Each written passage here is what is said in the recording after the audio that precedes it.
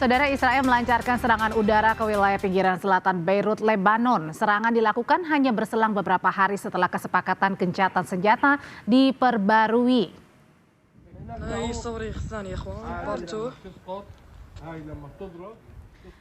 Asap tebal terlihat mengepul dari pinggiran selatan kota Beirut. Serangan pada hari Minggu ke pinggiran Beirut tanpa disertai peringatan. Israel juga mengabaikan permintaan Amerika Serikat untuk tidak menyerang ibu kota Lebanon, Beirut.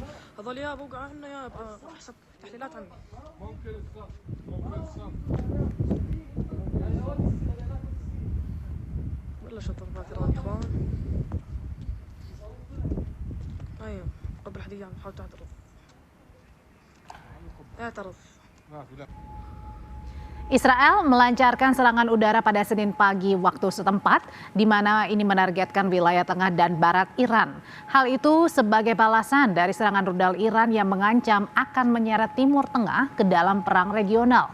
Televisi pemerintah Iran, IRIN melaporkan suara ledakan terdengar di Isfahan, Karaj, Tabriz, dan Teheran. Militer Israel mengeluarkan pernyataan singkat saat serangan dimulai dan mengonfirmasi adanya serangan. Serangan bahkan juga terlihat dari langit West Bank, Palestina, dan Aman, Yordania.